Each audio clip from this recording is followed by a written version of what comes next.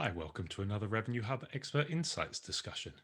Here we are with part two of our discussion with our guests from Beonprice, Neville Isaac, Chief Customer Officer, and Jannik Heitmüller, Sales Director. In part one, we looked at price fairness and price identity. In this part two of the conversation, we will look at how price fairness and price identity feed into customer lifetime value. I hope the discussion is of interest, and please feel free to comment below. We're always interested in your thoughts. And finally, as always, if you're keen to hear more from thought leaders in the hotel and travel sector, please subscribe to the channel. Click that bell so you know when we have new content. And if you like what we're doing, please do give a thumbs up. I know everyone asks for it, but it actually does help the channel. Anyway, hope you enjoy it. Roll the intro.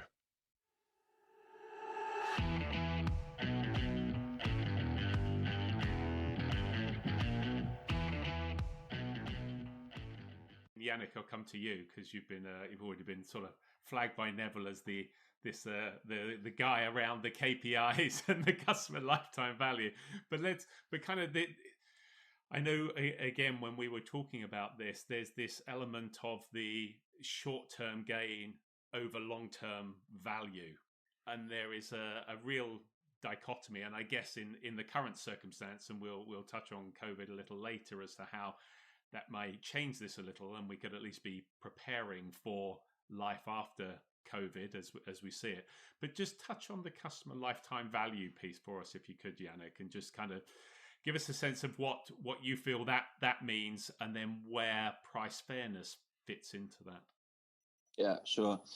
And I think you said something super interesting. Of course, you want to think more long-term in revenue management. It should be about long-term profitability and not only tomorrow's revenues. Mm-hmm. That in itself already means that it should not be about the value of a one-time booking by a guest, but you should try to maximize the number of bookings and also the price of those bookings, of course, for every single guest, if possible.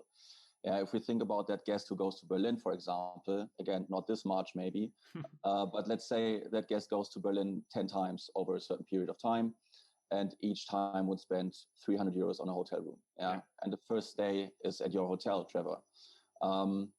Let's say after this day, that person realizes, hey, the price that I paid was not really fair, considering the quality that I received, and especially not with the alternatives out there. You know, the next time I'm going to stay somewhere else.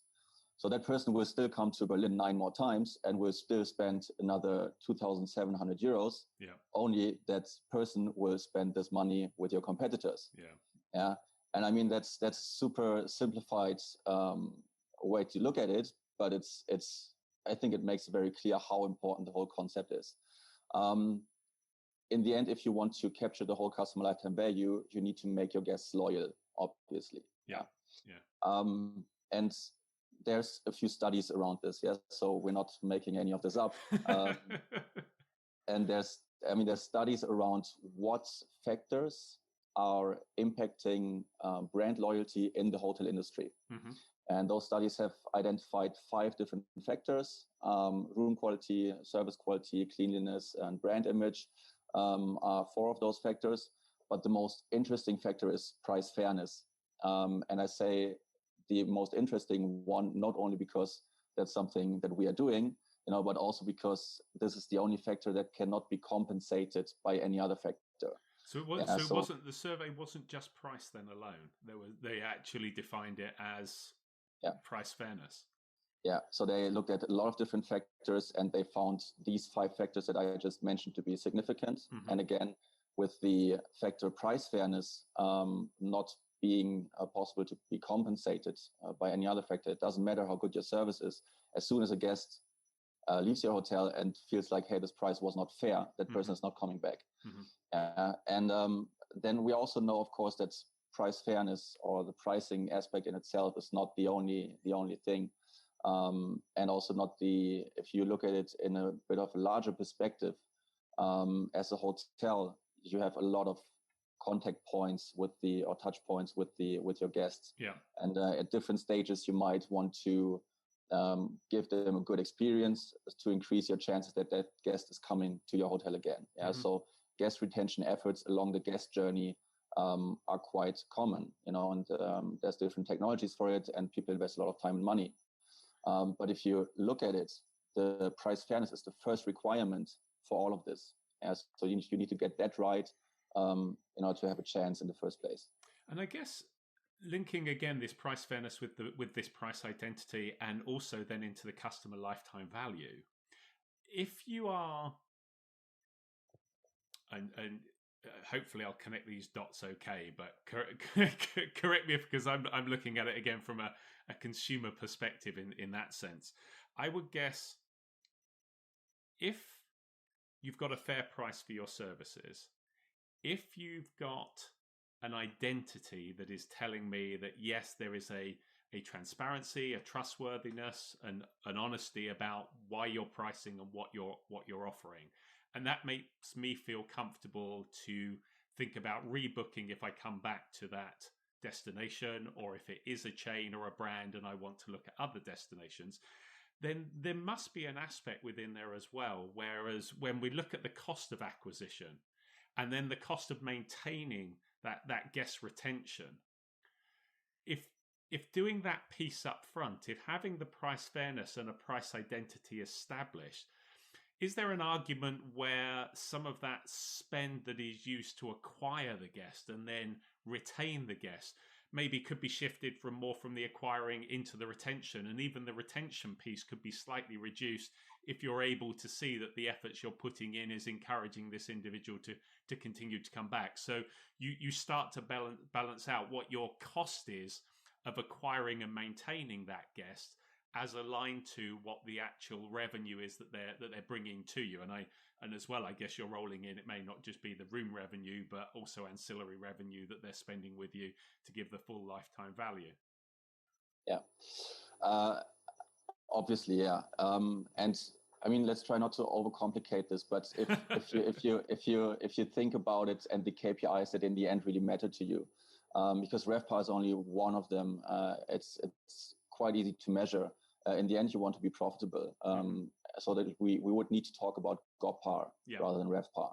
Yeah, GOPAR also takes into account your costs, and we already touched upon the acquisition costs of guests, and what I mentioned before with you having different efforts along the guest journey to retain those guests, with price fairness being the first requirement. Just imagine you don't get the price fairness thing right in the first place, all the money you spend later is wasted. That guest is not coming back. You're wasting money trying to retain them, even though you already lost them. And at the same time, then to acquire a new guest, you have these high acquisition costs again. Yeah, so obviously that's not an optimal setup. I think we would all agree. So just like you say, try to shift that, spend the money where it makes sense, identify what price is fair, so that also the money you spend afterwards trying to retain your guests is money well spent, thereby over the long run lower your customer acquisition costs, and then you are moving towards really profitability instead of trying to maintain a certain level of revenue. No, that makes sense. Neville, I was just going to say, I completely agree with Jannik here. And I've for most of my career been working in hotels in revenue management side or general management side. And what we're not saying here, hey, if you have a fair price, you're going to have loads of repeat business and customer loyalty on its own. Yeah. And hotels need to do a lot of work in creating a relationship with their customers. Even if these customers, the first time they come via intermediation, which is probably the case. Yeah. Hotels then have to spend money and resources and time working a relationship with these people, and offering them products that they're interested in, and creating a sort of emotional link with your product. You still have to do all that. Yeah, it has to be nurtured, doesn't it? It's just that if your starting point is wrong, it's going to be even more difficult, and you're going to be spending time and resources on something that's never going to have the effect that you desire. So it's not this again. It's discipline convergence. You can't have revenue management here and marketing here. Yeah. it's a joint effort, and it helps a lot if the starting point is having a fair price. Then you need to have a whole series of activities that you need to design in order to ensure that this customer is loyal, that they repeat, and that their customer lifetime value is high. It's not just one element. No, so that's a good point to clarify. And it's not about necessarily reducing costs, although to reduce cost of acquisition is obviously something keen to do. But that nurturing element, I think if I understood what you were saying as well, Jannik, and just picking up on Neville's point, it's more about for every dollar you are going to be spending nurturing that loyal guest retention relationship, then if that dollar is being spent on somebody who sees your price as being fair, the impact of that is likely to be increased as compared to someone who didn't see it as being fair. Is that right? Yes. I think if you get the price fairness right in the first place, your return on investment on everything you do later will be much higher. Yeah. And lower cost of acquisitions are a long-term result of this development, basically. And I guess again, partly that's where the price identity piece kind of fits in as well, doesn't it? Because if people are looking to continually come back and booking, you've built that loyalty, or if they want to go somewhere else, then if they understand that their price is always fair, they're trustworthy, that psychological element, then again, the money that you are investing, retaining them, promoting them, other options can have a far greater impact. No, that makes sense. I want to kind of look at how this fits in with the COVID situation, kind of now and then going forward. But before we move to discuss that, is there anything else on the customer lifetime value loyalty piece that we haven't touched on that you guys want to highlight? Not really. I think we covered all of it. But maybe just to mention it again, Neville mentioned it very briefly before.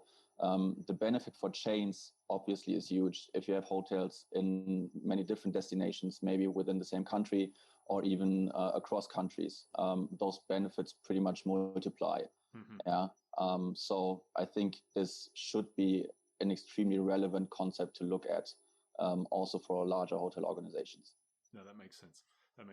So let's look at how this applies in the current world that we live in, and that dreaded phrase of what will be the new normal. Nobody has experienced the life that we've all lived for the last year. At some point in time, we will start to come out of it. So where do we see price fairness, price identity, customer lifetime value, whichever element of that you want to talk to? But where do we see that fitting in during and after the COVID? Who wants to pick that one up? I'll have a go. I mean, what we've been talking about so far is true, I think, in any situation, mm-hmm. Because these are concepts and ways of working. In terms of where we are right now, we're in a market, at least for, I think, 2 or 3 more years, where there will be less demand than we had previously, mm-hmm. for whatever reason, different segments and different. So hoteliers are going to be competing for a smaller slice of the pie, basically. Yeah. And I think there's a lot of things to bear in mind here. Probably we're going to be turning over less money than we were before, which means that we have to really keep an eye on our costs. And we're also, rather than focusing purely on just increasing business, we're going to have to focus on capturing more market share. The market's smaller. We need to capture more share of this market in order to compete. So in terms of that, I think this is actually a perfect time to be focusing on loyalty, customer lifetime value. How can I ensure I get loyal clients which will enable me to reduce my acquisition costs, which mean the difference between my top line and my bottom line isn't going to change too much. Yeah. So I think this has an application right now. We also need to understand people's willingness to pay in the future. Mm-hmm. I think that customers will recognize that hotels in the short term have to make an additional effort to comply with safety and sanitary requirements, and this has a cost. And I think clients understand this. So I think it's just making sure that we are able to position this pricing correctly, taking into account these variables as well. And these variables would be reflected also in your online reputation. So I think it's very important in the coming year, 2 years, 3 years, however long it takes us to recover, and then afterwards, obviously. But anything that can enable us to gain market share via repeat business, loyalty, at the same time reducing our costs, then this is definitely the way to go over the next few years. Yeah, no, that would make sense. Jannik? Yeah, I mean, I totally agree. This whole thing of trying to increase your market share, obviously there's different ways to do it, but I believe that guest retention is the most sustainable way to do it, really. You want to be a winner of the situation, if you can use this word in this context, mm-hmm. In the long run. And that's only possible if you continuously capture more market share than your competitors. And in that context, I think guest retention is one of the most crucial aspects, if not the most crucial aspect. I also think, coming back to your point around price fairness, and there's two elements here that struck me. One is around the clear definition that you have of what price fairness is, i.e. the price, the services, and the quality, for instance. I think picking up on the point about a smaller market share, willingness of the guest to pay, properly positioning yourself so that your price is fair and a reflection of what you offer could be the difference in maybe not only securing the business, but maybe maximizing your price as well. So I think there's a key factor in there that certainly comes into play. I think the second thing that's also a challenge, and this is very much from me as a consumer, having had a holiday booked in August, which I then had to cancel, I think there is also a challenge for hoteliers, and again, I'm not talking as a hotelier, but just as a guest wanting to stay, in terms of making sure that the need or the desire to want to put prices up because you see the demand coming back, and that's what naturally happens, recognizing that there are some additional costs in making sure that the hotel is safe and the hygiene and cleanliness, and accepting that a guest will pay a little bit for that. But I know of a very clear example where a hotel that had my business in August is not going to get my business again this August if we're allowed to travel, because nothing has changed in terms of their service offering, but their price to book for the same week is 50% more. Now, I do not believe that the cleanliness and their need to fulfill COVID stipulations justifies a 50% price increase. So, that naturally now leads me to start to think about, where else will I look to book? Or do I now wait?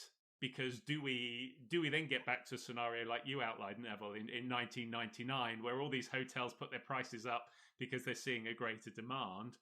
The demand then doesn't follow through as they think it will. Prices now start to come down. So we create this process of encouraging people to wait because they see the prices as overinflated. I know this is slightly different from the price fairness and price identity piece, but I think there is a conundrum born out of this scenario where that word fairness does actually come into play a little bit, even if not in the truest definition that you used earlier, Jannik. What are your guys' thoughts on that?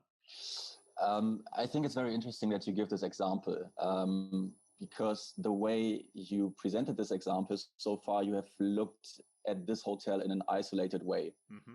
Yeah. So you have compared this hotel with itself over a period of time, and you've identified there's a price increase that, based on the quality, is not justified. But again, if we think about the definition, it's always about considering alternative products on the market. Mm-hmm. Yeah, so if you look at the alternative options you have in that destination, maybe that already puts your perception into perspective. And maybe you see, hey, everybody's raising their prices. So in the end, maybe this is a fair price. Or maybe you see, well, my hotel is the only one. I might bother booking. Yeah, or maybe you see, hey, the hotel I booked at is the only one increasing the prices, so obviously this is not fair. Yeah, yeah. The others have a fair price. Yours doesn't, and I mean that's exactly. I think that's a very good example that you gave. Yeah. You need to look at it in the context also of the alternative products that you could buy. Yeah. So you're right. There's a nuanced element there within the comp set, but then there's also that psychological piece. As if everyone's doing it, do I just bother or not bother? Really? Sorry, Neville, you were going to say something. I mean, what I would say here is revenue management in hotels from the beginning of time. We vary the price dynamically according to our forecast of demand. Yeah, and that's not going to change. No. But what we're saying is that doesn't just mean you have unconstrained demand so you can double your price. Mm-hmm. It means that you have unconstrained demand so you can obtain a greater benefit, but you need to look at the long-term picture as well, basically. So in the example you give, perhaps that hotel isn't taking this into account, and I don't know. Exactly.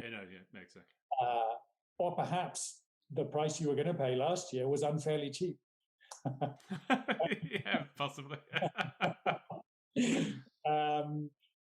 But I mean, there are some fundamental things about revenue management that are not going to change. But what we need to do is revenue management in hotels is becoming increasingly sophisticated, and not just. And we're taking more elements into account in our decision-making process, basically. That's what I would say about that example. I think what's interesting, just picking up, I'm conscious of your time, so we'll kind of wrap this up in the next few minutes, unless there's any other finer points. But this comes back to part of it touches on cost of acquisition, loyalty. Nobody from the hotel has reached out to me, so they had a booking. I connected direct with the hotel to deal with that booking. They have all of my details. And at no point have I had a communication to even inquire if I was thinking of holidaying sometime this year, assuming all things are equal, and recognizing, a chance to actually sell an increase in their costs, but that they would like me to come back and visit. There is a slight increase, yada, yada, yada, and the price is X. But, there is a chance there that they're not having to try and acquire that booking. They've already had it once. I mean, I think this is, we're kind of going a little bit off topic, but I think this is a clear example of the way hoteliers need to behave from now on. And you need to be on top of everything. And your marketing department and your revenue management department need to be in constant contact. And you need to be going after every possible potential piece of business that you can, because there's not much business out there. We can't miss a trick, basically. Or those who do miss tricks are going to have problems in the way the market is right now. So, as I say, it's slightly off topic, but it is to do with the fact that none of these departments can work in a silo anymore. And we've been saying this for a while, but it's more apparent now. And this is a good example of that. Yeah, I mean, if we link this to what we talked about earlier, again, the pricing decision in itself is only one of the factors, to retain a guest or to build a great relationship with them. You just gave a very good example of how it's going wrong at another stage. Yeah. So again, you have to offer the whole package, and price fairness is only one very important piece of it, but there's more to it. Yeah, no, that makes sense. And I think back to your point, using my example to kind of pull these elements together. I think the overarching point is, yes, I think what we've seen now is that revenue and marketing having to work much more closely together. Getting the price fairness piece, but it's not just whether it think it's fair or making it cheaper so it's fair for the guest. It's about, okay, within my comp set, is it a fair price reflecting the services that we offer compared to those in my comp set? I think that then lends itself into that discussion around price identity. If you are a chain or a brand, and is there a consistency of service and price? And it doesn't mean the price has to be the same, because obviously there might be slight differences between the hotels in different major cities, for instance, within the brand. But is the price fair for the service, and does that fit within our identity and our communication? And then how does that feed into the way that we engage and nurture our guests? So we may get our first stay may come through a different channel and maybe not direct, and we accept that that's a cost of acquisition. But beyond that, how do we then nurture that relationship, and how do we understand that customer lifetime value, and where does price identity and price fairness fit into that communication? And then I guess that last piece is, yes, there's going to be less demand. So for every hotel that had a booking last year that had to be postponed or was cancelled, but you have the details, think about a strategy, get revenue and marketing together to think, how can you connect with those people who did book? Because if we're allowed to, personally speaking, I was ready to book with that hotel again.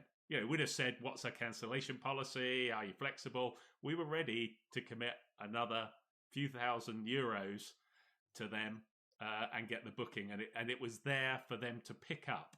And I think it's just, to me, it's a classic example of where demand being lower, market share being lower.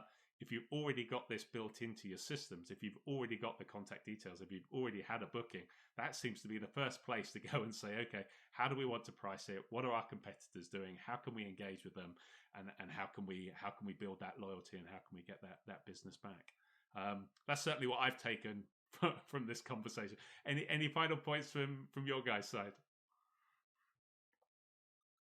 No, I think we've covered what we wanted to talk about today.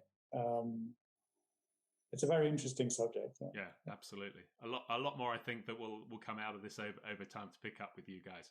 Jannik, any final thoughts from your side? No, I think your very comprehensive summary that you just presented shows how this should be part of a bigger picture, really, that you need to look at as a revenue manager or as a hotel organization. And I hope that with this conversation we had today, we can trigger some thoughts around this with as many people as possible. Yeah, absolutely. Agree 100%. Guys, always great for anyone to join us. Thank you so much for taking the time out. Conscious that despite working from home or wherever we are, we're all incredibly busy, and great that you could carve out some time to sit here and talk through this with us. Thanks so much. Take care. Thanks, Trevor. Well, I hope that conversation was of interest, and thanks again to Neville and Jannik for joining us. If you like the discussion, please don't forget to give us a thumbs up, as it really helps us out. If you missed part 1 of this discussion, here is a link to that video. If you're interested in other expert insights, here is a link to that playlist. And please don't forget to subscribe. Here is the button. Anyway, thanks again for watching.